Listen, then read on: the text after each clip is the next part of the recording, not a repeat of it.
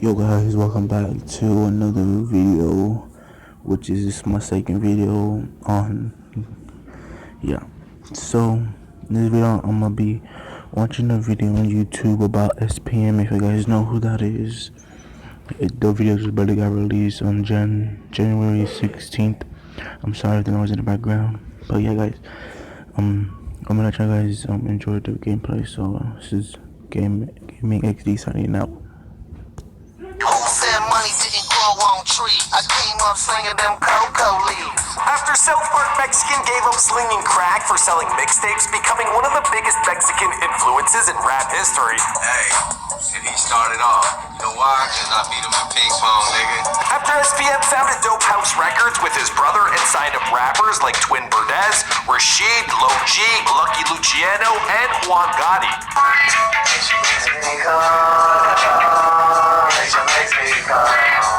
After co-signing with Universal for $500,000 and getting nationwide distribution, bringing his net worth to $5 million. So many hating. If you pay attention to it, it'll occupy all your fucking time. After South Park Mexican would host a sleepover with his daughter and one of her friends, then ended up with him getting charged with sexually assaulting a 9-year-old. We gotta definitely write a song about how we do not diddle kids. Do not diddle kids, it's no good diddling kids. Yeah, long before MJ faced kid diddling charges, SPM was accused of sexual assaulting a minor just when he was at the top of his game. But lack of physical proof with convenient circumstances had people divided on how they felt when the court sentenced him to 45 years behind bars. Was SPM being brought to justice, or was this another case of greedy families milking a cash cow? Opinions are divided, but the courts have already made their decision. At the time of this recording, SPM has served 14 years in prison, and despite the fact that it is illegal for him to profit off his music, while in jail, he continues to put out new material. People are so wrong, I say to them, what you gotta do, but what if it were you? What's going on, guys? My name's Mike McCrudden, documenting the life of South Park Mexican after his fame, here for you on After They Were Famous. We did it before they were famous on this Houston rapper, detailing his rise to fame, and it was pretty popular. So we decided to continue telling this story. As always, be sure to let us know in the comment section down below who you want me to document next.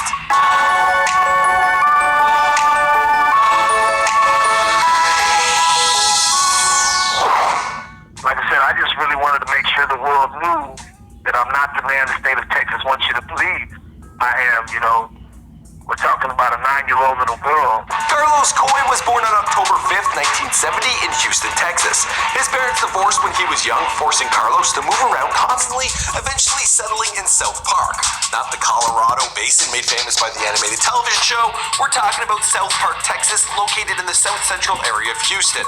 He tried the traditional path of going to school and working making jobs, but soon turned to dealing crack instead. Business was booming, but after the birth of his daughter, he decided to switch up his career path and begin making music as a Christian rapper. Kinda like this, but not exactly. My crew is big and it keeps getting bigger. That's cause Jesus Christ is my nigga. He adopted his township's name for his moniker, going as South Park Mexican, and opened the label Dope House Records with his brother back in '95. Within 4 years, he was an idol in the underground rap world and broke through to the mainstream with the single High So High. I'm a dog like Scrappy. My girl tried to slap me. Got her by the hand, I told her don't get happy. His label was one of the fastest growing at the time, and soon Universal was offering him $500,000 to co-sign with that. They also secured national distribution for his future albums. Things were looking good, but if more money means more problems, SPM was in for a doozy. The story goes that SPM's ex was trying to get in on his fortune and looking for ways to take him down.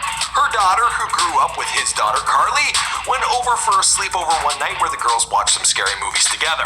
10 days later, SPM was being accused of sexually assaulting the 9-year-old. Carlos insists he was innocent of molesting his daughter's 9-year-old friend. Now, SPM is no saint, but his friends from the block stood by his side, stating there was no way he was a kid diddler. There's no evidence to support the charge, but a previous slip-up would have the rapper dead in the water. 8 years earlier, SPM was dating a girl who was just 14 years young. Rumor has it that she was working as an exotic dancer and claimed that she was 18. He knocked her up and offered to marry her after the birth of their son, but her parents refused. SPM claimed he was unaware aware of her age and continued to support them both financially, despite the fact that they never tied the knot. Even though him and his baby mama were on good terms, his ex was able to use this past to take him to court, where he was now facing 2 charges. Soon enough, 7 other teenage girls came forward saying SPM had molested them as well. Now facing a life sentence, the press couldn't get to Harris County fast enough to demonize the successful Latino rapper. South Park Mexican, the Houston rapper, 45 years in prison for sexually assaulting a 9-year-old little girl. On the stand, the victim said she wasn't sure if SPM actually touched her or if it was a dream from all the horror movies they had watched that night. Later, she changed her mind and said it did happen. On the stand, SPM said he wasn't guilty and that the other 17 who came forward were told to lie by prosecutors. Well, the fact is that there is only one victim in this case, and it is a 9-year-old girl. Now that is reality, and you need to deal with it. On May 18, 2002, with no physical evidence to support the charge, SPM was convicted to 45 years in prison. Today, people are still divided on whether he did or did not, but his fans are convinced that this was done to silence the influential Mexican rapper. Lucky for them, SPM looked at this sentence as a chance for a new beginning. With the help of his inmates, he continued to record music while his nephew started work on a new studio. In 2006, he released the album When Devils Strike, which peaked at #2 on the US charts for top indie albums. He continued to gain fans without any radio play and released 2 more successful albums, The Last Chair Violinist and The Son of Norma. Since then, Dope House Records continues to do well, but none of that money is going to the young girl who is the victim of his charges. His loyal fans continue to protest his imprisonment, spamming Free SPM on Twitter while waiting for his retrial. That includes one of his most loyal fans, his young daughter. Feeling like a bomb at the time, it was hard, now I laugh at the past and I use it to record. Who looks quite a bit like her old man. As for the rest of the story, well, we'll have to wait and see. Or keep watching. I'll keep you updated if anything changes.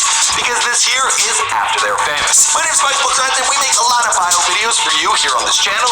We have done over 500 videos on rappers, actors,